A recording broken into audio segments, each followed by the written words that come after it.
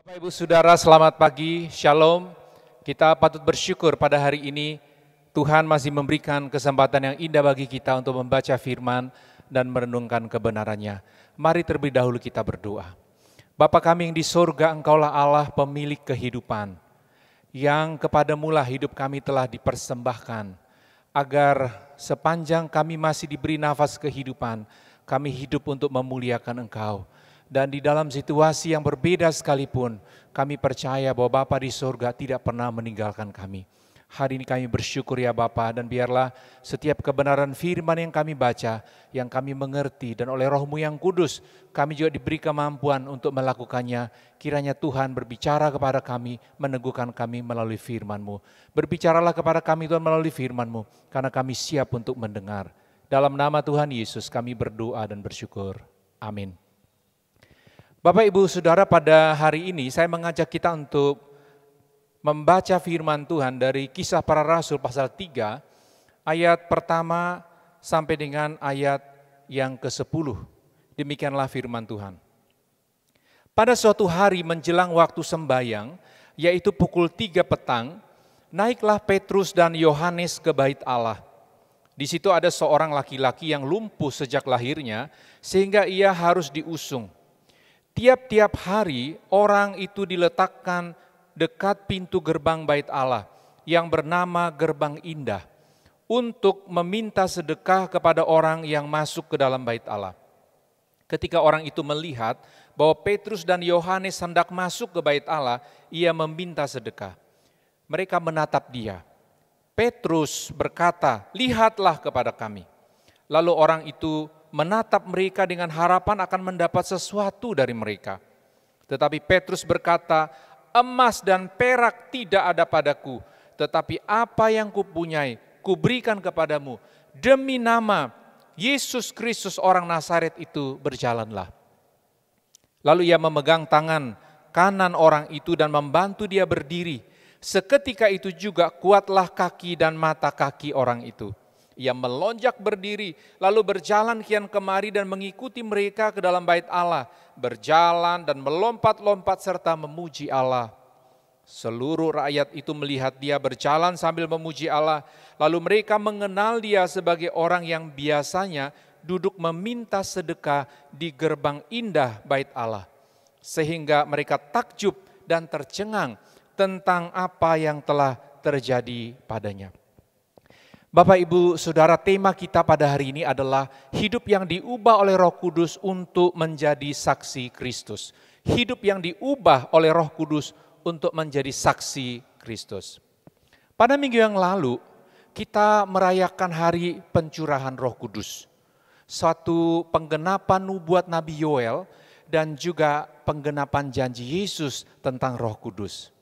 Dalam kepastian bahwa orang-orang percaya pada waktu itu telah dipenuhi oleh Roh Kudus, maka kita melihat Bapak Ibu bagaimana Roh Kudus memberikan kepada mereka kuasa untuk menjadi saksi. Pertama-tama kita melihat di dalam kehidupan Petrus. Pada hari itu kita lihat bagaimana dia telah berkhotbah sehingga jumlah orang percaya bertambah dari 120 orang menjadi 3.000 orang percaya. Kita tahu siapa Petrus Bapak Ibu. Dulu ia adalah seorang murid yang cepat bertindak, cepat berjanji juga. Tetapi kita tahu ia justru menyangkal Yesus 3 kali. Namun setelah pencurahan Roh Kudus kita melihat satu perubahan yang drastis dalam kehidupannya. Dan kita tahu ini terjadi Bapak Ibu. Bukan karena kemampuan dan kesanggupan Petrus untuk mengubah hidupnya. Tetapi ini adalah hasil karya Roh yang kudus. Pada hari ini Bapak Ibu, mari kita melihat bagaimana karya Roh Kudus mengerjakan di dalam diri Petrus satu perubahan besar dari seorang pribadi yang mengandalkan dirinya menjadi seorang saksi yang mengandalkan Yesus dan kuasa Roh Kudus sehingga ia dikuatkan terus untuk menjadi pemberita sepanjang hidupnya, berita tentang Yesus yang adalah Tuhan, Mesias, Juru Selamat satu-satunya. Di dalam teks yang kita baca tadi Bapak Ibu, baik pasal 3 dan juga pasal 4, ada 3 kalimat penting atau pernyataan yang diucapkan Petrus dalam rangkaian kisah ini, yang juga jikalau kita membacanya Bapak Ibu menggambarkan bagaimana orang yang diubah oleh Roh Kudus menjadi saksi Kristus yang sungguh-sungguh melakukan penugasan mereka.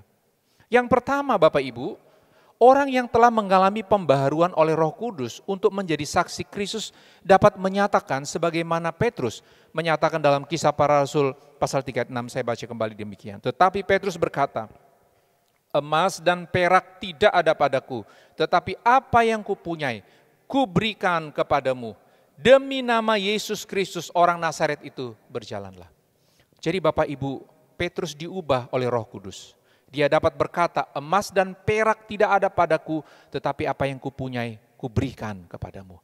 Kisah ini Bapak Ibu kalau kita membaca sangatlah menarik. Dikatakan dalam pasal 3 ayat 1, bahwa menjelang waktu sembayang. Sembayang orang Yahudi, Petrus dan Yohanes, mereka pergi ke bait Allah. Pada waktu mereka pergi ke bait Allah Bapak Ibu, melewati gerbang bait Allah yang bernama Gerbang Indah, di sana dicatat ada seorang laki-laki yang lumpuh, yang rupanya sejak lahirnya Bapak Ibu memang sudah mengalami kecacatan. Kalau kita membaca kisah ini lebih lanjut, kita tahu bahwa orang ini telah berumur 40 tahun.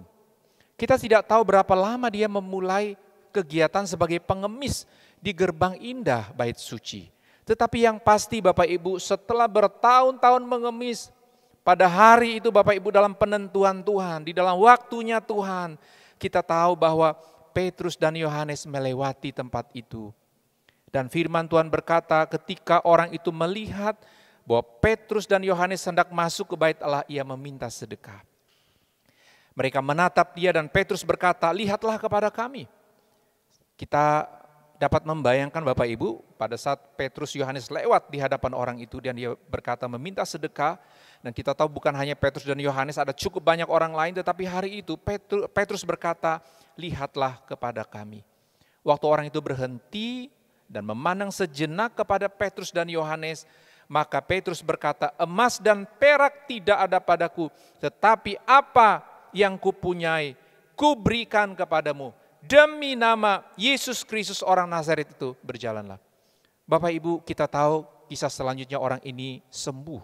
Sampai dicatat oleh firman Tuhan di dalam ayat yang ke-8, ia melonjak berdiri lalu berjalan kian kemari dan mengikuti mereka ke dalam bait Allah, serta berjalan dan melompat-lompat serta memuji Allah. Bapak Ibu, satu pengalaman mujizat terjadi hari itu dan orang lumpuh ini disembuhkan. Bapak Ibu Saudara, pada waktu Petrus berkata emas dan perak tidak ada padaku, ia memang berkata benar. Kita tahu sejak Petrus meninggalkan usahanya sebagai seorang nelayan dan mengikut Yesus selama 3,5 tahun, ia benar-benar tidak memiliki harta. Bukan hanya tidak memiliki harta Bapak Ibu atau sumber penghasilan sebagai seorang nelayan sejak mengikuti Yesus, tetapi juga harapan Petrus untuk mendapat bagian istimewa dalam kerajaan Israel yang akan dipulihkan oleh Mesias juga telah sirna. Sebagaimana kita tahu Petrus pernah bertanya kepada Yesus tentang upahnya mengikuti Yesus. Kita tahu bahwa para murid pada waktu menyambut panggilan menjadi murid Yesus, di dalam pikiran mereka Bapak Ibu, mereka ada harapan bahwa Yesus ini adalah Mesias. Dan kalau Mesias ini nanti memproklamirkan dirinya sebagai Raja mengalahkan pemerintah Romawi, Israel dipulihkan sebagai satu kerajaan, maka mereka pasti mendapat bagian istimewa sebagai para murid. Dalam Matius 19 ayat 27, firman Tuhan mencatat, lalu Petrus menjawab dan bertanya kepada Yesus, kami ini telah meninggalkan segala sesuatu dan mengikut Engkau, jadi apakah yang akan kami peroleh? Bahkan menjelang kenaikan Yesus Kristus ke surga, para murid masih bertanya, dalam Kisah Para Rasul 1 ayat 6, Tuhan, maukah Engkau pada masa ini memulihkan kerajaan bagi Israel? Jadi Bapak Ibu, memang benar waktu Petrus berkata, emas perak tidak ada padaku, dia berkata yang sesungguhnya. Namun sekarang Bapak Ibu, setelah Roh Kudus membaharui hidup Petrus, maka ia sekarang memiliki sesuatu yang jauh lebih besar daripada emas dan perak, yaitu pengenalan yang benar tentang siapa Yesus dan kuasa kebangkitan Kristus yang menyertai kehidupannya. Dalam ketiadaan harta dunia untuk berbagi kepada seorang lumpuh, Petrus kini memberi apa yang tidak terbeli oleh emas dan perak, yaitu Yesus Kristus. Pengenalannya akan Yesus dan kuasa kebangkitannya, dan terlebih di dalam kuat kuasa kerja Roh Kudus, ia diperlengkapi untuk menjadi alat mulia, mujizat terjadi. Bapak Ibu Saudara, ini adalah hakikat hidup orang percaya. Siapa itu? Saya dan engkau. Bahwa dalam ketiadaan, namun kita dipenuhi oleh kehadiran Allah. Harta terbesar yang dicari oleh manusia ada di dalam dirimu dan di dalam diriku. Karena jawaban atas seluruh pencarian manusia akan makna hidup dan tujuan kehidupan yang bermakna, Bapak Ibu, hanya terjawab dalam pengenalan akan pribadi Yesus dan karyanya di kayu salib. Jadi jika Anda memikirkan apakah berita terbesar yang dapat engkau bagikan kepada seseorang pada dewasa ini, maka saya mau berkata jawabannya adalah berita tentang Yesus Kristus yang adalah Tuhan dan Penyelamat.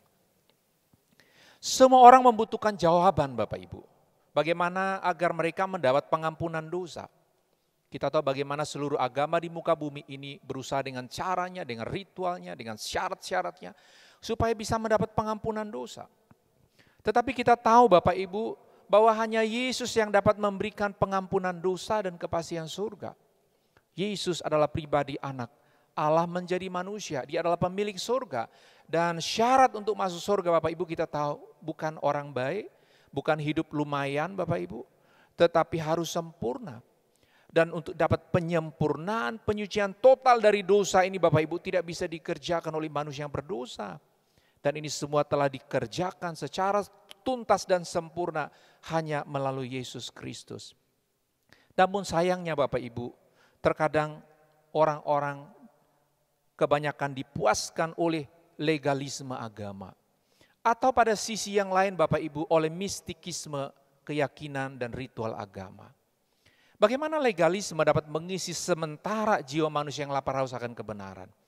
Bapak Ibu kita bisa melihat dan memperhatikan bahwa di dunia ini terdapat agama-agama maupun aliran-aliran menyimpang yang sangat menekankan ajaran bersifat hukum. Inti dari ajaran ini biasanya kalau kita lihat baik-baik Bapak Ibu, biasanya hanya berisi mengenai lakukan ini, jangan makan ini, jangan makan itu, pakai ini, jangan pakai itu, ya. Atau segala sesuatu yang menyangkut aturan-aturan cara hidup selama di muka bumi Bapak Ibu.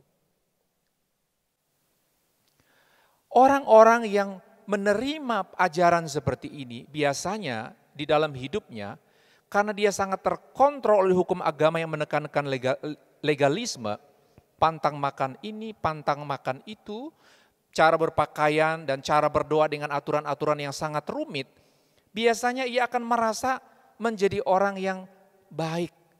Karena setelah berusaha untuk taat, dia merasa berhasil melakukannya. Bapak Ibu, mengapa demikian? Karena memang di dalam hati nurani kita sebagai orang yang merupakan ciptaan Tuhan, itu ada yang disebut sebagai prinsip moral universal. Semua kita tahu Bapak Ibu ada hukum-hukum yang berlaku bahkan tanpa melihat agama atau keyakinan. Misalnya setiap orang tahu bahwa anak harus menghormati orang tua. Bahwa membunuh orang tanpa alasan tidak dalam satu situasi perang adalah perbuatan pelanggaran hukum. Bapak Ibu terlebih setiap orang menyadari bahwa ada surga ada neraka. Dan pada waktu mereka sangat merasa berdosa oleh karena pola hidup yang jahat dan tak terkontrol, maka perasaan bersalah itu sangat kuat. Pada saat agama-agama yang bersifat legalistik menawarkan jalan supaya mereka dapat menguasai diri, mengatur gaya hidup, pola makan, cara berpakaian, cara berdoa, di situ orang yang mengikutinya merasa tenang Bapak Ibu, karena dia sudah merasa berhasil melakukan sesuatu yang baik. Tetapi kita tahu Bapak Ibu, hal ini hanyalah tipu daya dari bapa si pendusta yaitu iblis. Yang membuat orang merasa telah taat, patuh dan berpikir bahwa dengan semua usahanya, kebaikannya, perbuatan amalnya, perbuatan baiknya, ia dapat layak mendapat pengampunan dosa dan mudah-mudahan bisa masuk surga. Bapak Ibu sebenarnya hal ini tidak mengherankan. Kita bisa melihat bahwa para pemabuk bisa berhenti minum karena agama. Dan orang-orang yang rusak secara moral bisa berubah menjadi seorang yang beragama dan sangat baik nampaknya. Tetapi kita tahu ini tidak bisa menyelesaikan secara total menyangkut keberdosaannya dan bahwa ia telah jauh dari kepastian surga yang dicarinya. Demikian juga Bapak Ibu, orang bisa jatuh kepada mistikisme agama, melakukan upacara-upacara misterius, atau melalui meditasi, mengosongkan pikiran, menyatu dengan kekuatan alam semesta, merasakan sensasi yang aneh, merasa lebih tenang, lega, lebih santai setelah melakukan beberapa ritus atau ritual. Mereka dipuaskan oleh konsep bahwa surga itu hanyalah rasa tenang, dan surga itu hanyalah hidup tanpa konflik. Namun kita tahu Bapak Ibu, ini tidak pernah membawa mereka menemukan kelegaan yang sejati dari Sang Juru Selamat Yesus Kristus, Juru Selamat dunia. Karena itu ingatlah ini baik-baik Bapak Ibu, bahwa emas dan perak mungkin engkau tidak memilikinya. Aset, bahkan hal-hal yang dicari oleh kebanyakan dunia dalam ukuran standar keberhasilan dunia engkau tidak memilikinya. Tetapi saya mau berkata bahwa harta dunia dapat dicari dan sukses dapat dikumpulkan oleh siapapun juga. Tetapi kuasa dari Roh Kudus yang dapat membuat kita menjadi saksi bagi Kristus, ini hanya terjadi oleh karena engkau adalah pengikut Yesus. Jadi sepanjang kau telah percaya kepada Yesus, menerima Yesus menjadi Tuhan dan Juru Selamatmu, jangan lupa hari itu Roh Kudus telah membaptis engkau dengan Roh Kudus. Hari itu juga engkau telah dilahirkan kembali dan pemulihan hidupmu menjadikan engkau dapat memberitakan, menceritakan tentang Yesus yang kau percayai dan satu-satunya dapat menyelamatkan orang yang mendengarnya. Yang kedua Bapak Ibu, orang yang telah mengalami pembaharuan oleh Roh Kudus untuk menjadi saksi Kristus dapat menyatakan sebagaimana Petrus berkata dalam Kisah Para Rasul pasal 4 ayat 12 demikian.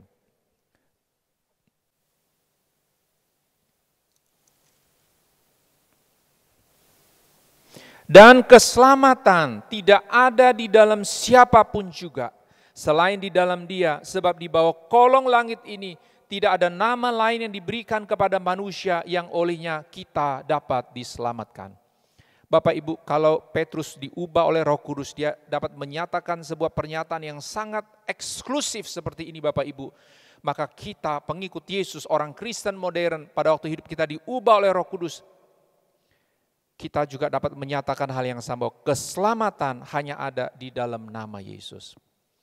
Bapak Ibu Saudara, pada saat Petrus ditangkap dan diminta untuk menjelaskan dengan kuasa dan dasar apakah ia melakukan mujizat tersebut, maka dalam penguasaan Roh Kudus, Petrus menyatakan suatu penegasan bahwa keselamatan hanya ada di dalam Yesus Kristus. Pengakuan ini Bapak Ibu sejalan dengan klaim Yesus tentang dirinya sendiri, bahwa ia adalah jalan dan kebenaran dan hidup. Yohanes 14 ayat 6.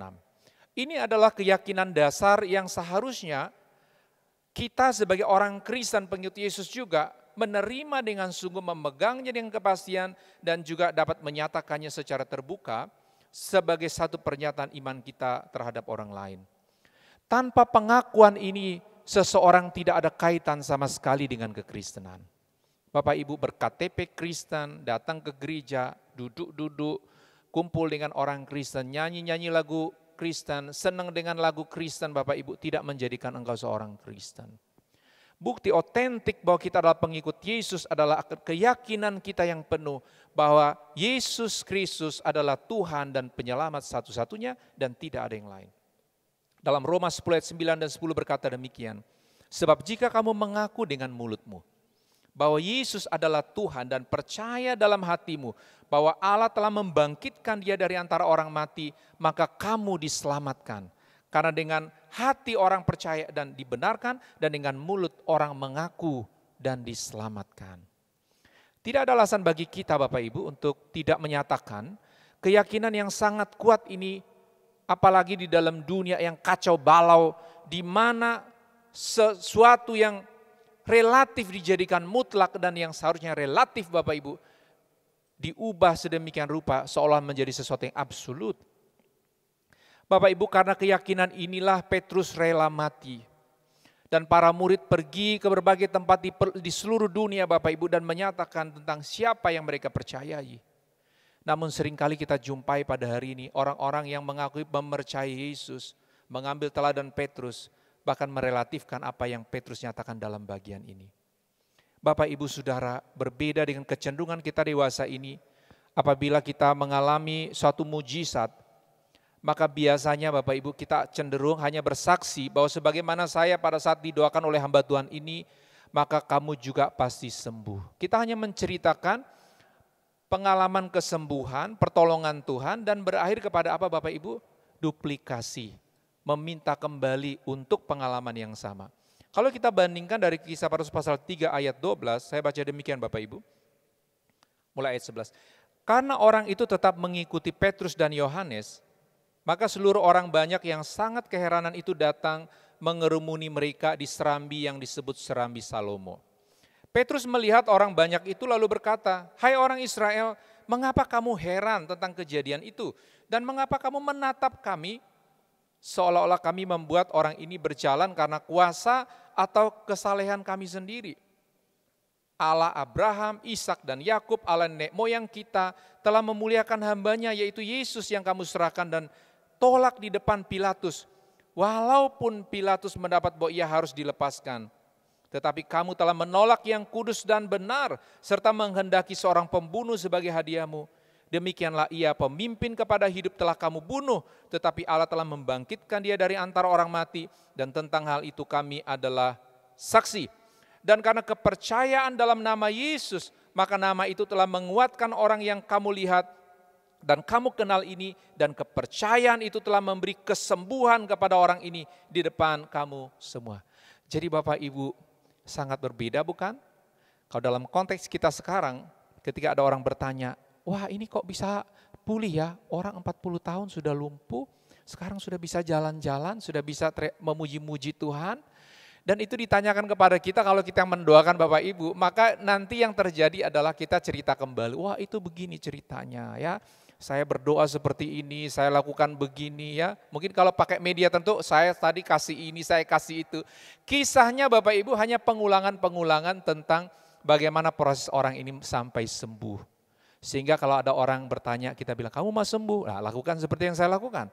Bapak Ibu Saudara, dalam teks ini kita tidak menemukan yang demikian. Petrus justru membawa orang kepada pengenalan tentang siapa Yesus yang menyembuhkan orang ini. Dan bukan kepada menyibukkan mengenai prosesnya.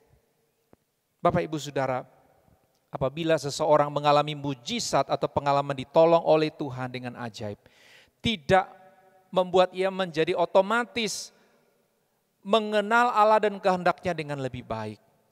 Inilah yang membuat mengapa seseorang yang percaya, yang baru percaya atau mengalami pengalaman ditolong Tuhan dengan ajaib, seharusnya kembali mempelajari Alkitab dengan sungguh dan mau diajar pokok-pokok iman Kristen. Bukannya hanya menjadi seorang pencerita tentang pengalaman itu terus-menerus Bapak Ibu. Dan lebih parah Bapak Ibu, menjadi sebuah tempat di mana hanya untuk menceritakan pengalaman yang sama, dimanapun ia pergi dan sepanjang hidupnya, tanpa menghubungkannya dengan pengenalan yang lebih dalam tentang siapa Yesus dan kehendaknya bagi dunia yang terhilang. Marilah Bapak Ibu sebagai pengikut Yesus yang telah dibaharui oleh Roh Kudus, kita dengan berani dan teguh berpegang pada keyakinan iman bahwa keselamatan hanya ada di dalam nama Yesus. Dan biarlah pribadi Yesus Kristus yang adalah juru selamat dunia dari dosa itu menjadi inti pemberitaan kita. Dan bukan sekedar menceritakan tentang bagaimana tips-tips hidup lebih tenang atau kiat-kiat motivasi hidup Kristen atas dasar pikiran-pikiran positif secara umum. Atau yang lebih parah Bapak Ibu, hanya sekedar cara-cara mendapat mujizat kesembuhan. Atau bagaimana mendapat jawaban doa seperti Yabes. Ataupun mungkin seperti pengalaman orang yang lain. Yang ketiga Bapak Ibu, orang yang telah mengalami pembaharuan oleh Roh Kudus untuk menjadi saksi Kristus dapat menyatakan, sebagaimana Petrus juga mengatakan dalam Kisah para Rasul pasal 4 ayat 20 demikian. Sebab tidak mungkin bagi kami untuk tidak berkata-kata tentang apa yang telah kami lihat dan yang telah kami dengar. Sebab tidak mungkin bagi kami untuk tidak berkata-kata tentang apa yang telah kami lihat dan yang telah kami dengar. Bapak Ibu, Petrus dibaharui oleh Roh Kudus, saya dan engkau juga dibaharui oleh Roh Kudus. Kita dapat memastikan bahwa penugasan Tuhan atas hidup kita harus mengerjakannya dengan sepenuhnya. Dalam teks yang kita baca itu Bapak Ibu, Petrus menjawab para pemimpin agama yang melarang dia untuk memberitakan tentang Yesus. Dia berkata, silakan kamu putuskan sendiri manakah yang benar di hadapan Allah. Taat kepada kamu atau taat kepada Allah. Sebab tidak mungkin bagi kami untuk tidak berkata-kata tentang apa yang telah kami lihat dan yang telah kami dengar. Perkataan ini Bapak Ibu sangat tegas dan menyiratkan keberanian yang benar. Bahwa keberanian ini muncul atas dasar keyakinan bahwa apa yang dilakukannya adalah kebenaran Allah. Bapak Ibu, banyak orang di dalam dunia ini yang sangat berdedikasi terhadap sesuatu yang diyakini sebagai benar. Kita banyak bertemu dengan orang yang sangat mencintai spesies tertentu Bapak Ibu, binatang-binatang tertentu, dan bersedia untuk memberikan harta benda mereka, bahkan diri dan waktunya sepanjang hidup untuk memelihara kehidupan satu jenis spesies di muka bumi ini Bapak Ibu. Dan ada orang yang rela mati Bapak Ibu untuk keyakinan keagamaannya dan rela membunuh orang lain. Bapak Ibu, orang seperti ini sangat berdedikasi, bahkan siap mati untuk apa yang dia pikirkan benar. Tetapi kita harus tahu Bapak Ibu, ini ada satu kebenaran yang menyedihkan, bahwa sebagian besar orang di dalam dunia, khususnya kita sebagai pengikut Yesus, sering kali mengetahui kebenaran, namun kita tidak rela hidup di dalam kebenaran itu dan menyuarakan kebenaran itu. Bapak Ibu, oleh karena itu, jika kita sekarang sudah tahu bahwa Yesus telah menyelamatkan kita dari dosa, dan bahwa Yesus Kristus adalah satu-satunya jawaban bagi dunia ini, dan keyakinan Anda begitu kuat, maka seharusnya kita juga dapat berkata seperti Petrus, tidak mungkin kami tidak berkata-kata tentang hal itu. Kita sangat mudah kalau ikuti media sosial Bapak Ibu, kalau kita menyukai sesuatu, kita bisa like. Kalau kita senang, kita bisa berbagi Bapak Ibu satu informasi, bahkan terkadang berita hoax. Kalau ada makanan yang enak, kita juga cerita, oh ini ada makanan yang enak, ayo datang begitu ya. Atau ada satu tempat yang indah kita kunjungi Bapak Ibu, kita juga mau ajak orang lain, kita berbagi informasi tersebut. Tetapi bukankah kita seringkali Bapak Ibu, untuk berita terpenting, untuk sesuatu yang harusnya kita harus katakan, bahwa Yesus adalah Tuhan dan penyelamat satu-satunya, kita bisa berkeringat dingin Bapak Ibu ya, untuk mengatakan, oh saya ini pengikut Yesus, saya orang Kristen. Atau kalau orang tanya, situ agamanya apa? Wah kadang-kadang sudah mulai gelisah dan bilang, oh udah urusan agama itu jangan dibicarakan. Bapak Ibu Saudara, sekali lagi mari sebagai pengikut Yesus, kita berani menyatakan hal yang paling sederhana, bahwa kita adalah pengikut Yesus, dan kita mempercayai benar bahwa Yesus adalah Tuhan dan penyelamat satu-satunya. Dan juga ada keberanian untuk kita Bapak Ibu, mengapa tidak, menawarkan untuk mendoakan seseorang di dalam nama Yesus. Karena itu, jika engkau telah menerima Yesus Kristus sebagai Tuhan dan penyelamatmu, percayalah Bapak Ibu, bahwa pada hari itu engkau telah dibaptis dengan Roh Kudus. Ini satu bagian lengkap dari peristiwa penyelamatan kita. Karya Roh Kudus bukanlah bagian kedua, saya selalu mengulang ini, bukan second blessing, bukan third blessing. Ini satu bagian paket lengkap di dalam keselamatan dari Tuhan. Engkau telah dilahirkan kembali menjadi ciptaan baru, sehingga engkau dapat hidup sebagai orang kudus. Waktu engkau hidup sebagai orang kudus, Bapak Ibu, sesuai statusmu, ada buah roh yang nyata melalui hidupmu. Dan di dalam pimpinan Roh Kudus, atas dasar firman yang tertulis Bapak Ibu, yang kau dengar, engkau baca, yang kau pelajari, ia menuntun engkau, memimpin engkau setiap waktu. Dan ingatlah bahwa berita terbaik bagi dunia ini ada padamu, telah menyelamatkan hidupmu. Karena itu bagikan dengan berani dan penuh kasih, Roh Kudus menyertai engkau. Namun bagi saudara-saudara yang selama ini engkau masih mencari jalan bagaimana dapat menyelesaikan dosa-dosamu. Mungkin engkau dikuasai oleh perasaan berdosa yang sangat kuat. Mungkin engkau sudah coba dengan cara agama yang kau pikir benar. Tetapi sampai hari ini engkau masih dalam kebimbangan. Apakah semua usaha ini bisa menyelesaikan dosamu? Atau selama ini engkau sudah mulai masuk di dalam persekutuan-persekutuan Kristen. Engkau sudah membaca firman, mendengar khotbah. Engkau sudah dengar dari seorang sahabat bahwa Yesus adalah Tuhan dan penyelamat satu-satunya. Engkau diajak untuk mempercayai Yesus. Bapak Ibu hari ini jangan tunggu lama. Marilah dengar kebenaran ini sekali lagi. Kisah para Rasul 4 ayat 12 berkata, dan keselamatan tidak ada di dalam siapapun juga selain di dalam Dia. Sebab di bawah kolong langit ini tidak ada nama lain yang diberikan kepada manusia yang olehnya kita dapat diselamatkan. Engkau sudah mendengar tentang Yesus selama ini? Engkau tinggal mengambil keputusan untuk menerima Dia sebagai penyelamat dan Tuhan satu-satunya. Dalam Yohanes 16 ayat 6, Yesus juga menyatakan demikian, akulah jalan dan kebenaran dan kehidupan. Tidak ada seorang pun yang datang kepada Bapa kalau tidak melalui engkau, melalui aku.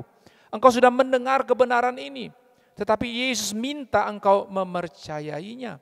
Sehingga sebagaimana di dalam Roma 10 ayat 9 dan 10 berkata, ini juga terjadi atas hidupmu, di mana engkau bersedia untuk mengakui lewat mulutmu, percaya dalam hatimu bahwa Yesus adalah Tuhan dan Penyelamat.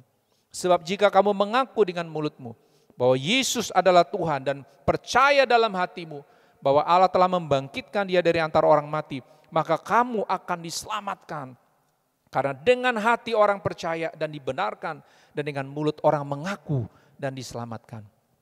Pada waktu saya masih SMA kelas 2, saya ingat sekali tahun 86 ada seorang khotbah berkata, berapakah jarak surga? Berapa jauhkah jarak surga? Bapak Ibu, pada waktu teks ini dibaca, saya mengerti akhirnya dia berkata bahwa surga sejauh hati dan mulutmu. Pada waktu kita percaya bahwa Yesus adalah Tuhan dan Penyelamat satu-satunya, dan kita sadar kita orang berdosa dan tidak layak masuk surga, dan kita tahu bahwa agama tidak bisa menyelesaikan urusan dosa. Pada hari itu waktu percaya dalam hati, kita mengakui dengan mulut kita bahwa Yesus adalah Tuhan dan Penyelamat. Bapak Ibu, jaraknya sangat singkat bukan? Sangat pendek bukan? Percaya di hati, mengakui dengan mulut. Hari ini percayalah dalam hatimu bahwa Yesus adalah Tuhan dan Penyelamat. Bahwa Ia telah berkorban di kayu salib untuk menjalani tuntutan, hukuman yang seharusnya orang berdosa seperti saya dan engkau harus tanggung. Dan kalau engkau menyambut panggilan Tuhan ini, engkau diselamatkan. Tetapi bagi kita, mari yang sudah percaya juga, kita bersedia menyambut panggilan Tuhan, menjadi saksi Kristus yang setia. Mari kita berdoa. Bapa kami yang di surga, hari ini kami telah membaca firman-Mu, dan kami melihat bagaimana karya Roh Kudus yang mengubah hidup Petrus, menjadikan dia alat untuk saksi yang kuat. Kami juga orang percaya hari ini memiliki pengalaman yang sama, bahwa kami telah diselamatkan dan Roh-Mu yang kudus tinggal di dalam kami. Kiranya kobarkan kembali di hati kami ya Bapa, keberanian yang murni untuk menceritakan tentang kasih Tuhan yang sudah selamatkan kami. Tetapi setiap orang yang pada hari mendengar bahwa keselamatan hanya ada di dalam Yesus, dan urusan dosa hanya dapat diselesaikan melalui percaya kepada pengorbanan Yesus. Kiranya Bapa menolong mereka untuk dapat menerima, menyambut dengan penuh hari ini apa yang telah dijanjikan oleh Engkau ya Yesus, bahwa Engkau adalah jalan dan kebenaran dan hidup, dan tidak ada seorang pun dapat kembali kepada Allah kalau tidak melalui Engkau. Bapa, terima kasih hamba-Mu telah menyampaikan kebenaran ini, dan lebih daripada itu biarlah Roh-Mu yang kudus terus menguatkan kami untuk melakukan kebenaran dalam kehidupan setiap hari. Di dalam nama Tuhan Yesus kami berdoa dan bersyukur. Amin.